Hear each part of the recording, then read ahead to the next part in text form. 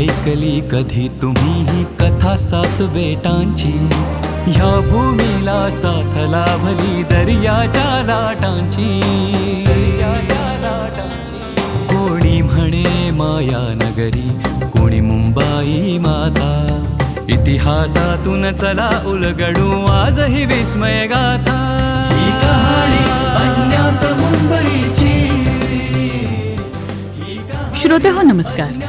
प्रसारित करत आहोत अज्ञात मुंबई या कार्यक्रमाचा आजचा भाग. लेखक नितीन साळुंखे, वाचक ओमकार गोवर्धन आणि केतकी थत्ते, संकल्पना शैलेश माळोदे आणि सादरकर्त्या ज्योत्स्ना केतकर. आज आपण ऐकणार आहोत मुंबईच्या गोदीतल्या स्फोटाच्या गोष्टीचा 6वा भाग.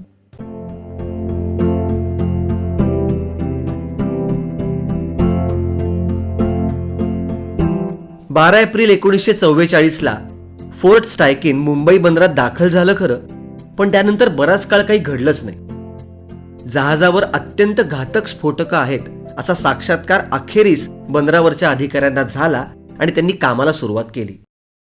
जहाजाच्या समुद्राकडच्या बाजूतून जहाजातली स्फोटकं आणि दारुगोळा उतरवून घेण्याचं ठरलं. जहाजावरची स्फोटकं समुद्राकडच्या बाजूने उतरवून घेण्याचं का ठरलं ते पाहू.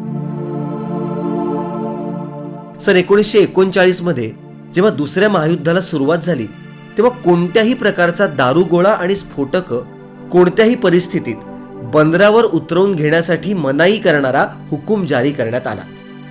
त्याऐवजी अशी स्फोटकं घेऊन येणारी जहाजं दूर समुद्रात उभी करावीत आणि त्या जहाजांवरचा दारुगोळा लहान लहान बोटींमध्ये उतरवून घ्यावा आणि मग तो टप्प्याटप्प्यानं त्याच लहान बोटीतून गरज लागेल तसा बंदरावर आणला जावा असा नियम करण्यात आला. या नियमाचं काटेकोरपणे पालन केलं जात होतं.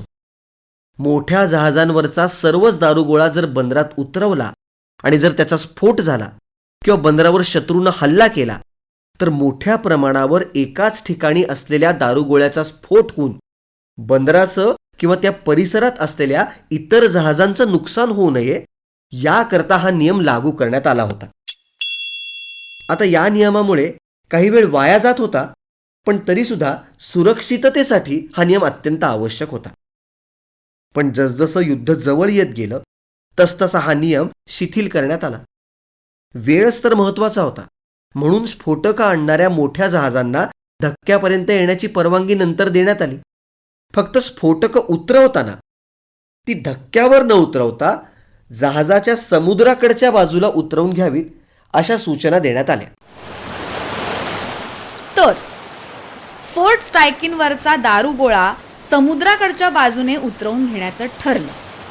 मात्र त्यासाठी ज्या लहान बोटी आणि बार्ज लागणार होते ते दुसऱ्या दिवशी म्हणजे 24 तासानंतरच उपलब्ध होऊ शकणार होते.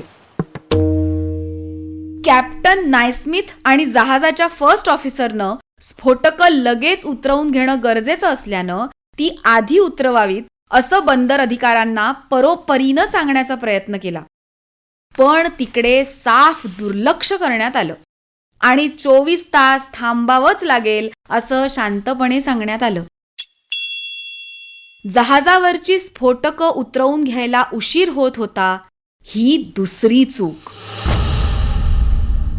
ही चूक अत्यंत गंभीर होती. दरम्यानच्या काळात जहाजावरचं इतर सामान उतरवून घ्यायला सुरुवात झाली. जहाजावर सामान ठेवण्यासाठी असलेल्या 5 कप्प्यांपैकी पहिला आणि दुसरा कप्पा रिकामा करण्याचं काम सुरू झालं. सर्वात आधी तेलानं भरलेली पिंप धक्क्यावर उतरवायला सुरुवात झाली. त्याबरोबरच मासळीचं भयानक दुर्गंधी येणारं खतही उतरवायला सुरुवात झाली. इकडे माल उतरवून घेण्याची घाई चाललेली असतानाच तिकडे जहाजाच्या चीफ इंजिनियरला ॲलेक्स गो याला भेटायला मिनिस्ट्री ऑफ वॉर ट्रान्सपोर्टचा अधिकारी फोर्ट स्टायकिनवर आला. जहाजाच्या इंजिनाच्या दुरुस्तीबाबत त्याची आणि ॲलेक्सची चर्चा झाली आणि त्याने ॲलेक्सला इंजिनाची दुरुस्ती करून घेण्याची परवानगी दिली.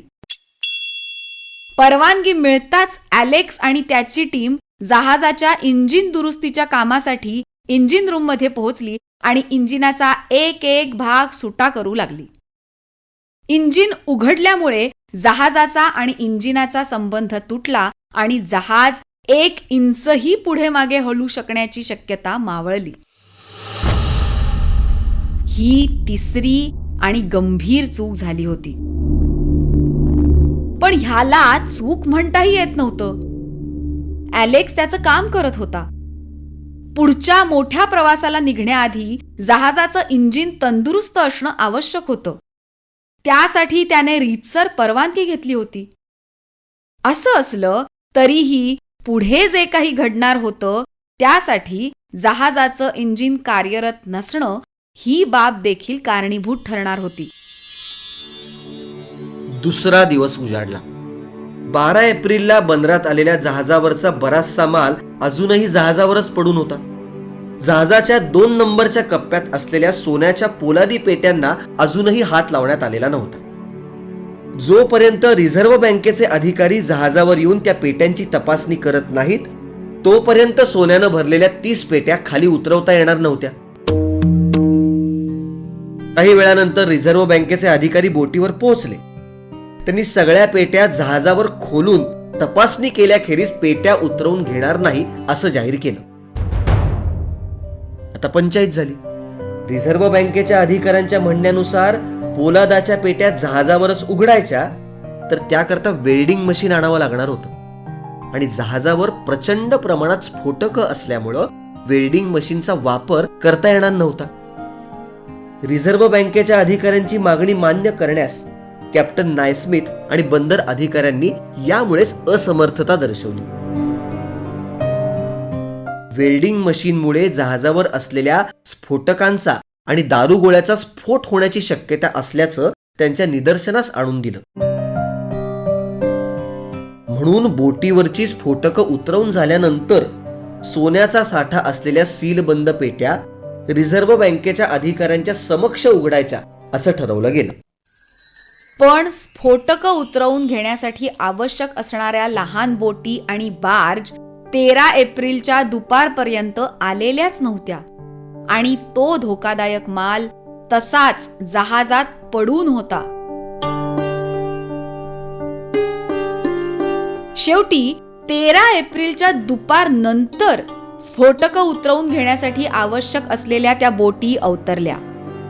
बोटी आल्या खऱ्या, परंतु त्या बोटींमध्ये समुद्राच्या बाजूने स्फोटकं उतरवून घेण्याऐवजी बोटीवरच्या मजुरांच्या टोळ्या जहाजावरच्या इमारती लाकडांचे मोठे ओंडके, विविध धातूंचं भंगार उतरवून घेण्याच्या मागे लागल्या.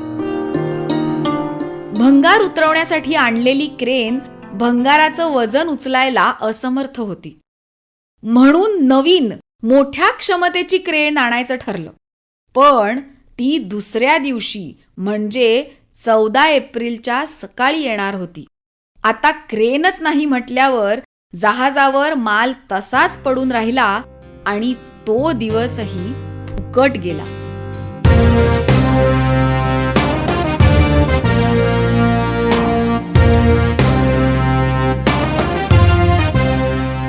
श्रोतेहो, आज आपण ऐकत होतो मुंबईच्या गोदीतल्या स्फोटाच्या गोष्टीचा 6वा भाग.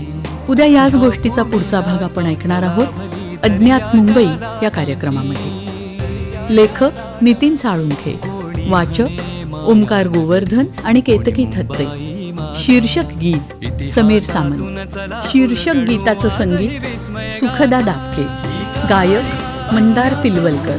ध्वनी प्रभाव परीक्षित भातखंडे. निर्मिती सहाय्य रोहिणी पाटील आणि क्षितिजा सहकारी. संकल्पना शैलेश माळोदे आणि सादरकर्त्या ज्योत्स्ना केतकर. बेटगाव अन नगर शहर ते महानगर बनताना कधी कुणी यन कधी कुणी कसे कष्टले ही मुंबई घडताना. चला पाहूया काही खुणा ज्या कथा सांगतील आता. इतिहासातून चला उलगडू आजही विस्मय गाथा.